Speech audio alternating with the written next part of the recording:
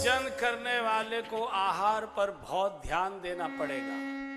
हमारा आहार विकृत हो रहा है, इसलिए विहार विकृत हो रहा है जीवन का। और जब जीवन का विहार विकृत होता है तो बिहारी जी भी मटक जाते हैं फिर हमसे। आहार कैसा चाहिए? कुछ भी खाइए, मैं उस पर नहीं बोलूंगा। रोज मखनी दाल खाइए, दिन में 6 बार मटर पनीर खाइए, मुझे कोई रोक टोक नहीं है। लेकिन मनु महाराज 3 चीजें मिलाते हैं आहार में। करें आहार शाक, फल और कंद। शाक कहते हैं पत्ती वाली सब्जियों को। पालक है, बथुआ है, चौलाई है, मेथी है। ये जो पत्ती वाली सब्जी है बंधु, इससे पेट शुद्ध होता है। और जिस दिन पेट साफ नहीं होता, आपको जवाई आएगी, आलस आएगा, भजन में मन नहीं लगेगा। और ये हर मौसम में मिलती हैं। कभी पालक मिलेगा, कभी मेथी मिलेगी, कभी बथुआ मिलेगा, कभी चौलाई, हमेशा मिलेगा। पेट शुद्ध चाहिए भजन करने वाले को। दूसरा, फल खाइए। फल भी अपने प्रदेश के, मिट्टी के, अपने ही देश के। हर मौसम में फल आते हैं, मौसम के फल खाइए। अब आप कीवी खा रहे हैं, जिससे भारत के गुणधर्म कोई मिलते ही नहीं है। आप बढ़िया जब आम आते हैं तब तो खाएंगे नहीं, आप जनवरी में आम खा रहे हैं ठसक दिखाने के लिए। जब मई जून में बढ़िया लाल लाल तरबूज आएगा, जब फायदा करता तब नहीं खाएंगे। आप जनवरी फरवरी में शादी में जाके तरबूज खा रहे हैं, फिर सड़र सड़र करते नाक से चले आ रहे हैं। आप ठसक को जीवन जी रहे हैं, आप स्वास्थ्य को जीवन नहीं जी रहे। फल से मन शुद्ध होता है, इसलिए व्रत के दिन फलाहार किया जाता है, चूंकि मन इससे शुद्ध होता है।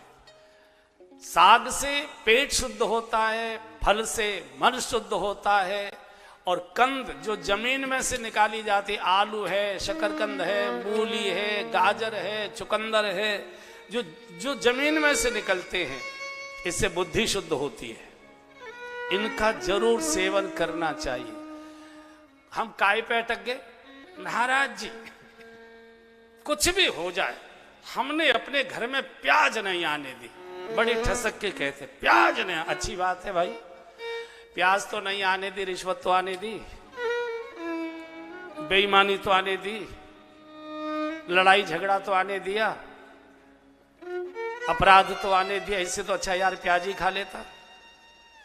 प्याज लहसुन से कभी भजन बिगड़ता नहीं है। मैं पक्षधर नहीं हूं, लेकिन मैं निषेध भी नहीं करता हूं। अरे बहुत से लोग घिया तोरे नहीं पसंद करते, ऐसे बहुत से लोग प्याज लहसुन पसंद नहीं करते। उनके अल्टरनेट है। प्याज गर्मी में खाई जाती है, आप दिसंबर जनवरी में भी प्याज खाए जा रहे हैं, वो लू को कम करती है। तो प्याज का अल्टरनेट है, जौ के सत्तू है, नींबू का पानी है, ये आपको ठीक करेगा। लहसुन है, ये ठंड को दूर करता है। उसकी जगह अदरक है हमारे यहाँ, सौंठ है हमारे यहाँ, अजवाइन है हमारे यहाँ, ये सब चीजें ठीक करेंगी। लेकिन आप जो खा रहे हैं थाली में, उससे बहुत कोई चीज बिगड़ती नहीं है।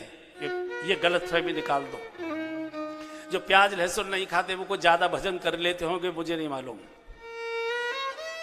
असली सत्यानाश हो रहा है। एक और आहार, हम आंखों से भी आहार ले रहे हैं। आहार कहते जो बाहर से भीतर ले जाते, आंखों से भी आहार ले रहे हैं, नाक से भी आहार ले रहे हैं, कानों से भी आहार ले रहे हैं, होठों से, जिह्वा से भी आहार ले रहे हैं। हमारे शरीर का रोया रोया आहार का यंत्र बन चुका है बंधुओं। जीवन हमारा बहुत सात्विक है, मिस्सी रोटी के अलावा कुछ खाते नहीं है। गाय के दूध के दही और छाछ के अलावा कोई दूसरा दूध घी पसंद नहीं करते। बिल्कुल लौकी तोरई बहुत सादा भोजन करते हैं। लेकिन शादी में गए, उत्तेजक परफ्यूम छिड़ककर विचारों का सत्यानाश हो गया, उत्तेजना इतनी आ गई। ये जो अंकल जी हमारे हाथ में 24 घंटे लगे रहते हैं, आज के युग में मोबाइल आवश्यक है, विज्ञान का युग है, ये मैं भी जानता हूं।